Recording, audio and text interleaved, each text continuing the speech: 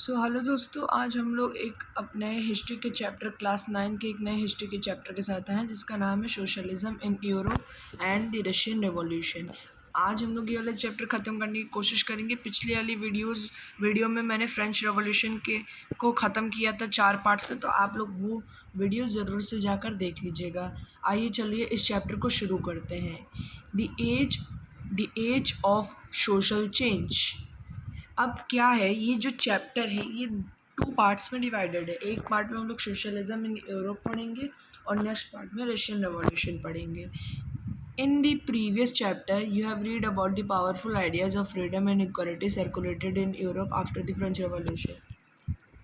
हम लोगों ने पिछले वाले चैप्टर में देखा था कि फ्रेंच रिवॉल्यूशन के थ्रू बहुत सारे आइडियाज़ सर्कुलेट हुए थे, जैसे फ्रीडम और इक्वालिटी का आइडिया सर्कुलेट हुआ था यूरोप में फ्रेंच रिवॉल्यूशन की वजह से। मेनली ये जो पेज है ये बस पिछले वाले चैप्टर के बारे में बताता है, तो ये इतना इम्पोर्टेंट नहीं है। हम लोग आगे से शुरू करते हैं। लिबरल्स, रेडिकल्स एंड कंजर्वेटिव्स, ये 3 टाइप के ग्रुप आए थे जो कि लगभग क्या कहते हैं, सोशलिज्म वाला जो सोशल एक टाइप से ये जो तीनों ग्रुप थे ना, ये तीनों ही ग्रुप लगभग 19th सेंचुरी के लगभग कहीं ना कहीं आए थे। इन लोगों का इमर्जेंस 19th सेंचुरी के आसपास ही कहीं ना कहीं हुआ था। One of the group which looked to change the society were liberals. अब एक जो ग्रुप था जिसको सोसाइटी को चेंज करना था वो ग्रुप था लिबरल्स का। Liberals wanted a nation which tolerated all religion. अब लिबरल्स को एक ऐसा नेशन चाहिए था जिसमें सारे रिलीजन समान रूप से रहें।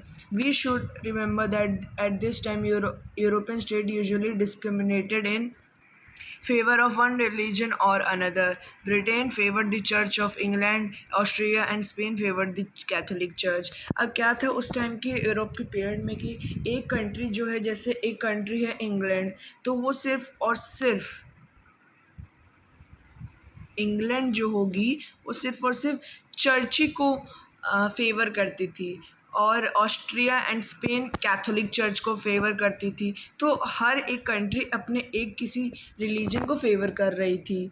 Liberals also oppose the uncontrolled power of dynastic rule. अब जो मोनार्क की पावर थी, लिबरल्स इसका भी अपोज कर रहे थे। उन्होंने बोला था कि ये सही नहीं है। They wanted to safeguard the rights of individual against government.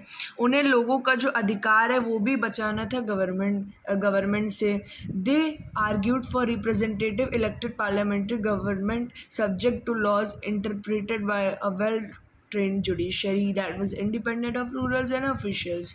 अब उनका कहना था कि हमें एक ऐसी टाइप की गवर्नमेंट चाहिए, ऐसे टाइप के रिप्रेजेंटेटिव चाहिए जो कि सारे लोगों के विशेष को पूरा करें, इलेक्टेड पार्लियामेंट्री बने। जैसे कि अभी करंट सिचुएशन इंडिया में है, एक इंडिपेंडेंट जुडिशरी है, इलेक्टेड पार्लियामेंट्री गवर्नमेंट है।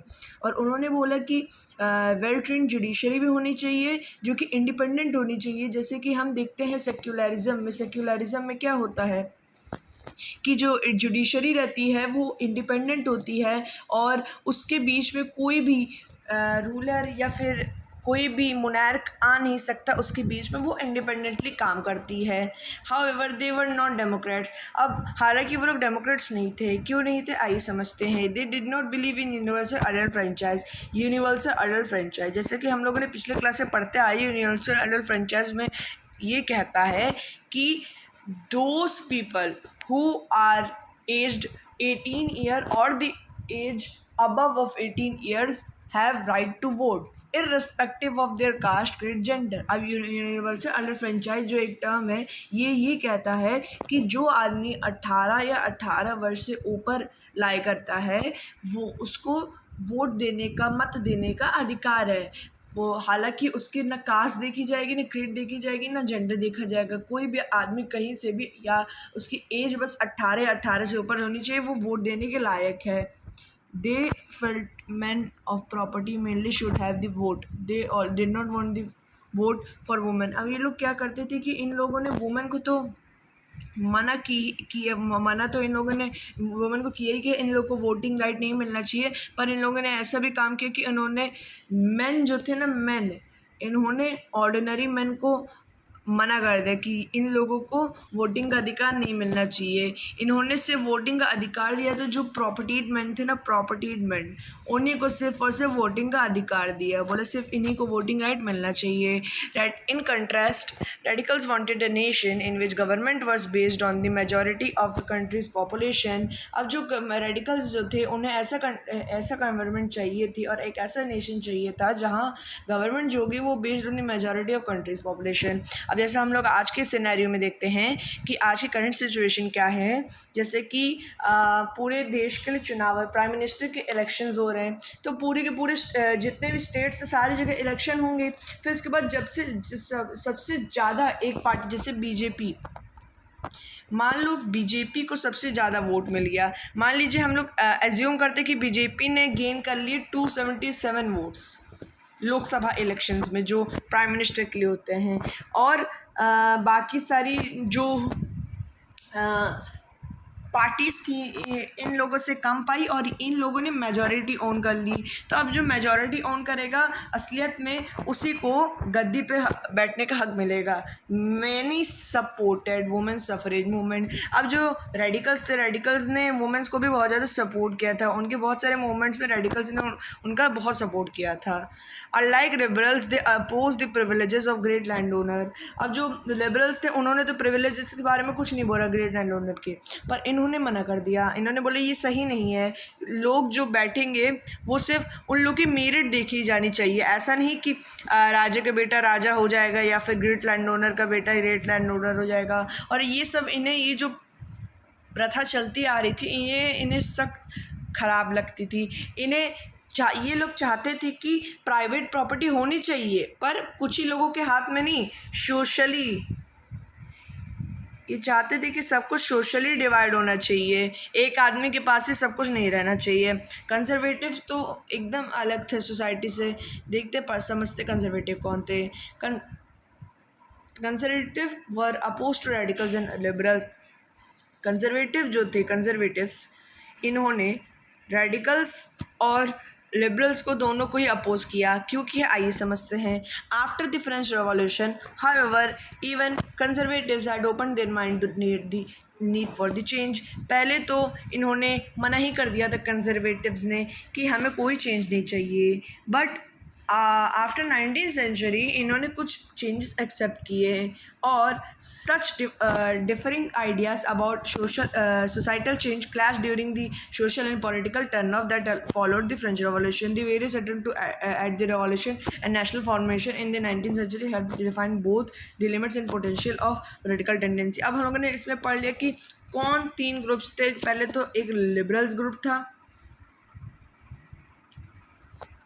जो कि चाहता था कि सारे रिलीजन को टॉलरेंस दिया जाए और डायनेस्टिक रूल को ख़त्म किया जाए। और रेडिकल्स वो थे। रेडिकल्स कौन था? रेडिकल्स वो लोग थे जो चाहते थे कि government based on the majority of people. Conservative कौन थे? जो कि चाहते थे कि पास्ट रेस्पेक्ट होना चाहिए और जैसा चल रहा है वैसे होने देना चाहिए। Industrial society and societal change. अब हम लोग देखते हैं कि इंडस्ट्रियल सोसाइटी कैसे डेवलप हो रही थी यूरोप में।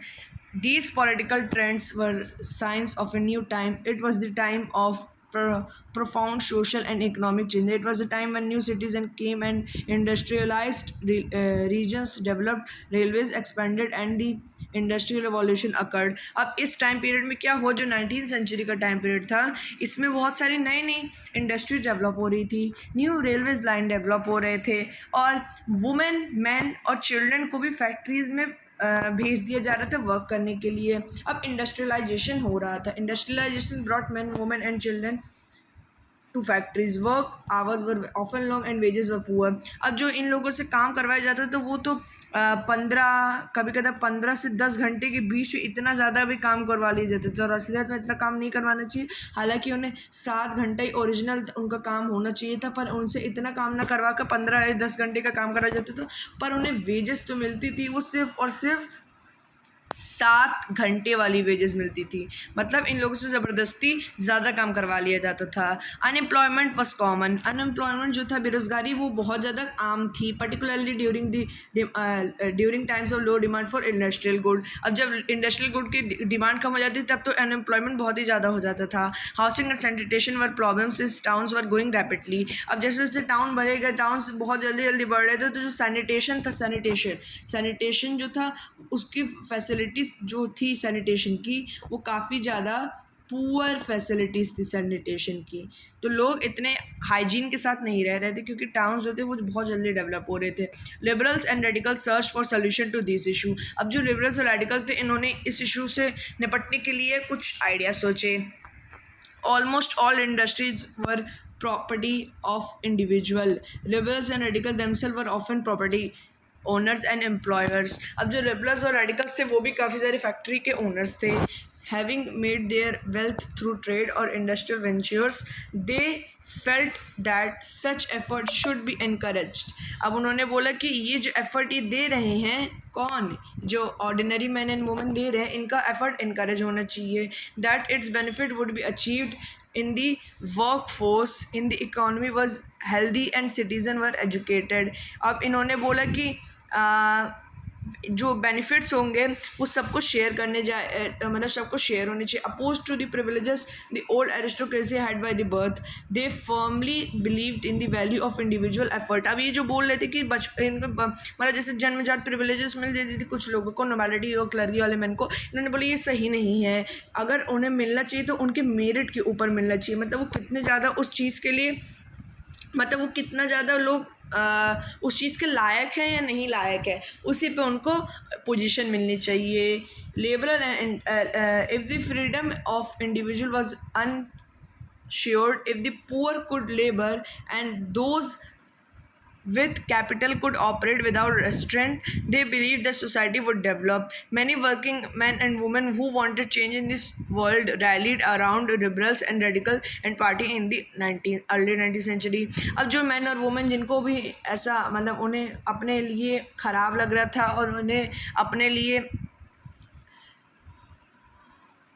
मैन एंड वुमेन जो थी उस समय की अर्ली 19th सेंचुरी की यूरोप में, उन लोगों को अपने लिए कुछ अधिकार चाहिए थे, उन्हें कुछ राइट्स चाहिए थे. तो उन्हें ये राइट दिलवाने के लिए रेडिकल्स और लिबरल ने बखूबी काम किया. तो वो लोग भी लिबरल्स और रेडिकल्स का साथ देने लगी. Some nationalist, liberals and radicals wanted revolution to put an end to the kind of government established in Europe in 1850. अब वो लोग जो कुछ नेशनलिस्ट और लिबरल्स रेडिकल्स थे, उनको 1815 तक की जो टाइप ऑफ गवर्नमेंट इस्टेब्लिश थी उससे हटाना था in France, Italy and Germany and Russia, and they become revolutionary and work to overthrow the existing monarch. Nationalists talked of revolution that would create nation where all citizens would have equal rights.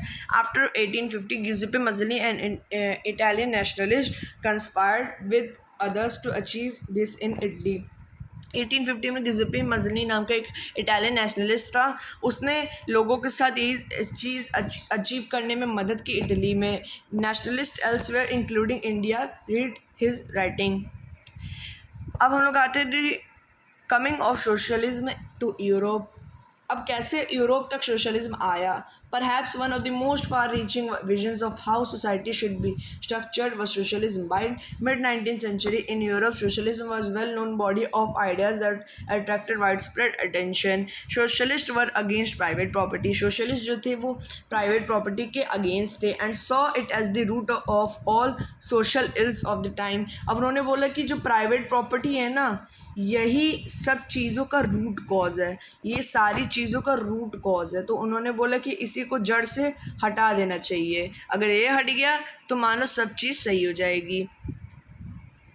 So if society as a whole rather than single individual control property, more attention would be paid to collective social interest. Socialists wanted this change and camping for it. और socialist जो थे इन्हें ये अधिकार चाहिए था, जो ये लोग डिमांड कर रहे थे वो इसे पाने के लिए बहुत सारी कैंपिंग्स कर रहे थे.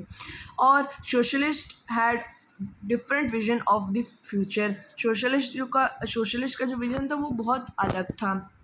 सम believed in the idea of cooperatives. अब कुछ जो थे उन्हें कॉपरेटिव्स का आइडिया अच्छा लग रहा था। Robert oven a leading English manufacturer sought to build an cooperative community called new harmony in Indiana. अब जो रॉबर्ट ओवन थे इन्होंने ये एक मेनली अब फिलोसफर्स के बारे में आएगा जिन्होंने सोशलिज्म को फैलाने में बहुत अच्छा काम किया। अब जैसे रॉबर्ट ओवन है, रॉबर्ट ओवन कौन था?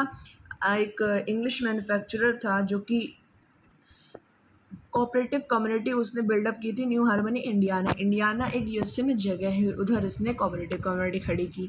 Other socialist felt that cooperative could not build on a wide scale only through individual initiative. They demanded the government encourage cooperatives. अब वो लोग चाहते थे कि कुछ सोशलिस्ट चाहते थे कि जो गवर्नमेंट है वो उस कॉपरेटिव को इनकरेज करें। In France for instance Louis Blanc wanted the government to encourage cooperatives. अब वो लुइस ब्लैंक जो था वो चाहता था कि गवर्नमेंट जो है वो कॉपरेटिव्स को इनकरेज करें एंड रिप्लेस कैपिटलिस्ट। अब कैपिटलिस्ट जो लोग थे उन्हें चेंज करे। कैपिटलिस्ट वो लोग थे जो कि वर्कर से काम करवा कर खुद अपने लिए वेल्थ जनरेट करते थे। These cooperatives were to be association of people who produce good together and divided the profits according to the work done by the member. अब कॉपरेटिव्स वो लोग थे जो कि खुद काम करेंगे, मतलब लोगों के साथ काम जो एसोसिएशन टाइप के कॉपरेटिव्स थे, मतलब जो कॉपरेटिव्स थे वो एक तरह से एसोसिएशन थी जो कि पीपल के काम करने के ऊपर, मतलब जैसा वो काम करेगा उस उतने हिसाब से उसको पैसे मिल जाएंगे। और क्या हुआ कि कार्ल मार्क्स और फ्रेडरिक एंगल्स भी आए जिन्होंने एडेड अदर आइडियाज़ और to this body of argument. Marx argued that society was capitalist. Industrial society है उसने बोला कि कैपिटलिस्ट है। किसने बोला? कार्ल मार्क्स ने। Capitalist own the capital invested in factories and the profit of capitalist was produced by the workers.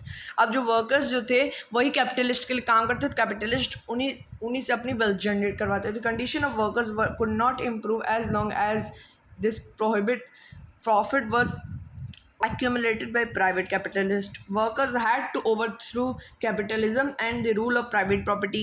अब इन्होंने बोला कि ये रूल ऑफ प्राइवेट प्रॉपर्टी और कैपिटलिज्म को हटाना पड़ेगा।